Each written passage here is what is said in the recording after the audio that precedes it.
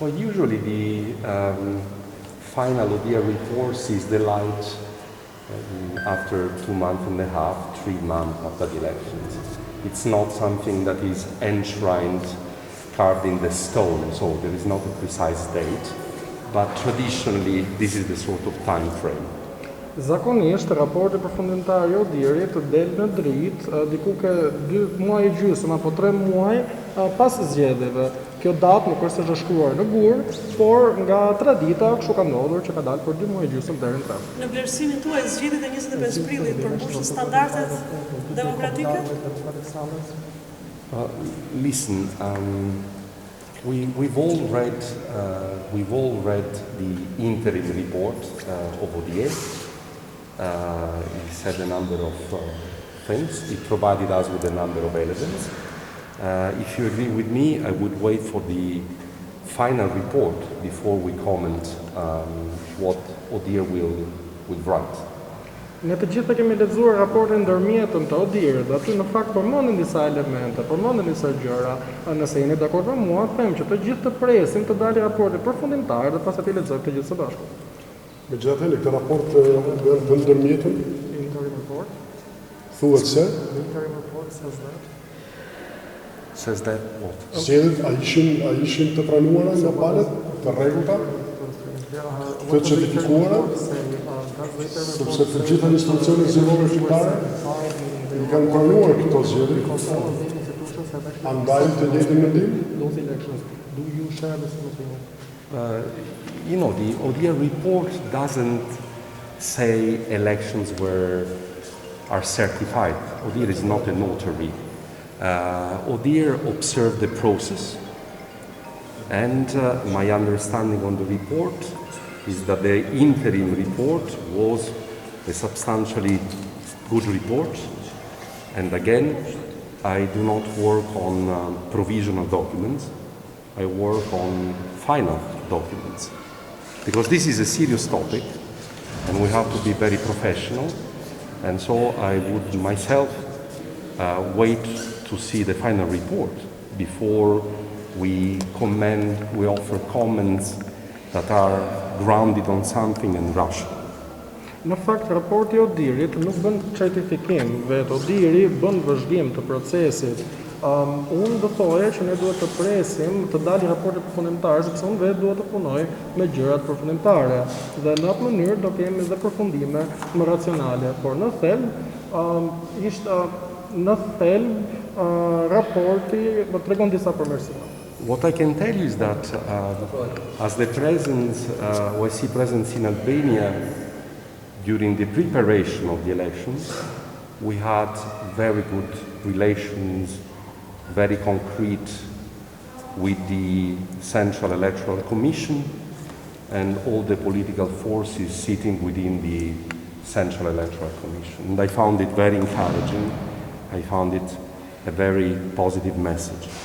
Ajo që mund të them unë është që ne si prezenca OSBE-s në Shqipëri kemi pasur bashkëpunim shumë të mirë përpara zgjedhjeve, edhe me partitë politike dhe me Komisionin Qendror të Zgjedhjeve, dhe mendoj se kjo është diçka mjaft inkurajuese.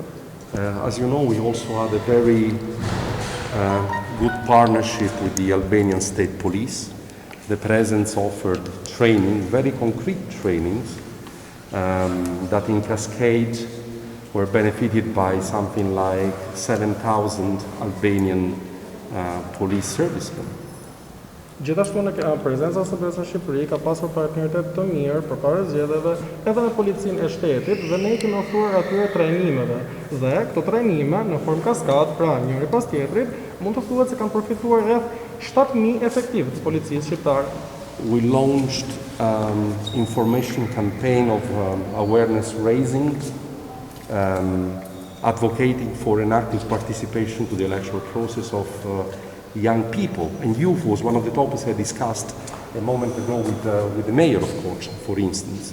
Ne në fakt kemi nxirrur një fushat ndërgjegjësuese për qytetarinë veprore dhe që rinia të merrte pjesë në zgjedhje dhe të ishte interesuar. Dhe tema e rinisë është në fakt dhe një nga çështjet që diskutova me kryetarin e bashkisë. But monitoring is another issue, and this is made by ODIHR. Ama mbikëqyrja është diçka tjetër dhe mbikëqyrja bëhet nga ODIHR-i. Zoti ambasador, në Shqipëri ka nisur procedura për ndryshimin e anëtarëve të AMA-s.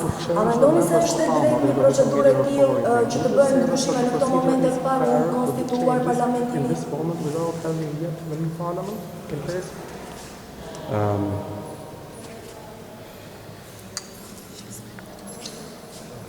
This is a very important question.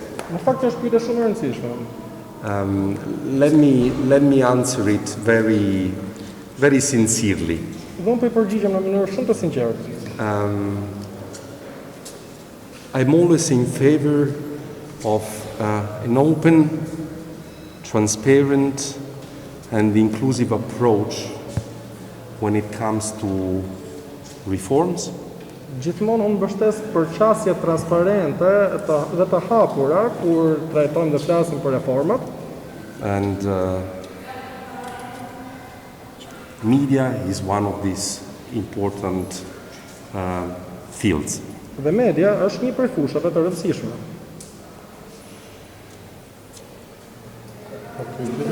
Jo, edhe një pyetje fundit, unë duhet ta rikthej një tek procesi zgjedhor. Kryetari i Partisë Demokratike zoti Presim Basha quan maskarat këtë proces zgjedhor të këtij viti. I read it also. Edhe unë kam lexuar këtë gjë. I've read it. Edhe unë kam lexuar. Thjesht kaq, do të keni lexuar apo ju keni një koment për këtë çfarë? Sa nuk e njeh këtë proces zgjedhor, po ne shkon më tej kur quan maskarat.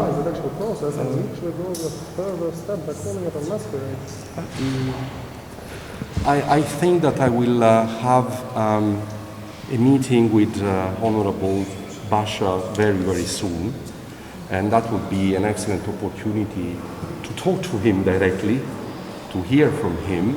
Of course, we are in contact with the parties representing the opposition, and I'm always very respectful to the views of each and every Albanian political force.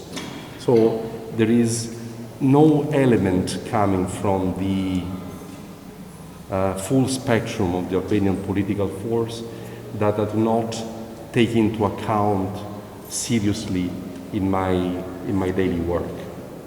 Unë së shteti planifikoj të kem një takim me zotërin e nderuar, me zotin Basha, dhe në fakt këtë çështje mund ta diskutoj drejt për drejt me të.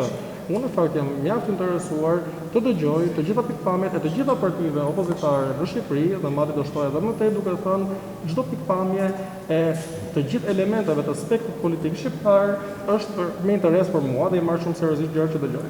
And let me tell you that precisely for these reasons, for the respect I pay to even very diverse political positions in your country, and because I'm fully cognizant of the role of the presidents as partners of Albania. I'm here to support Albania.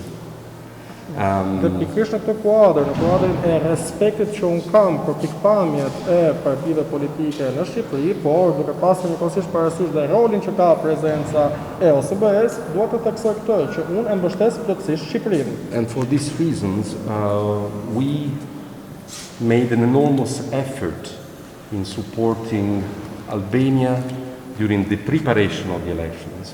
But your question is again related to the outcome, to the results, to the process, and that we have to wait for the final report that ODIHR will present to us. Dhe është pikërisht kjo një nga arsyet kryesore sepse neve bëm përpjekje të mëdha për të mbështetur Shqipërinë në lidhje me procesin zgjedhor, por përpara zgjedhjeve. Kjo është ajo që bëm neve si prezencë. Kurse pyetjet e juaja më shumë kanë të bëjnë me vetë procesin apo dhe me rezultatet e tij.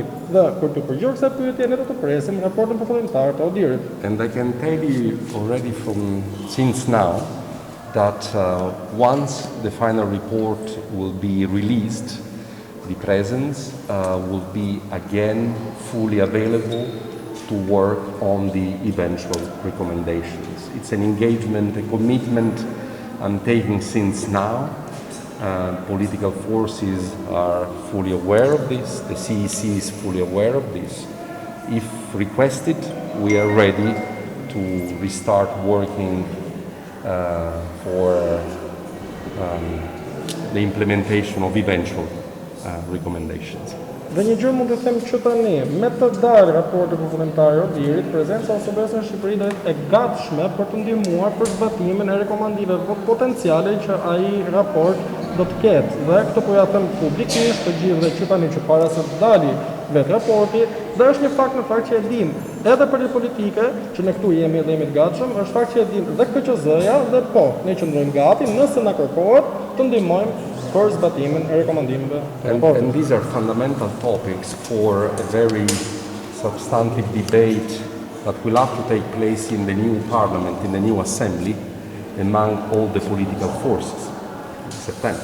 Dhe këto janë çështje me shumë rëndësi për të pasur një diskutim të vërtet nga parlamenti i ri, që do përfaqësohet nga ato forca politike të reja, apo sipas formatit të ri, në shtator.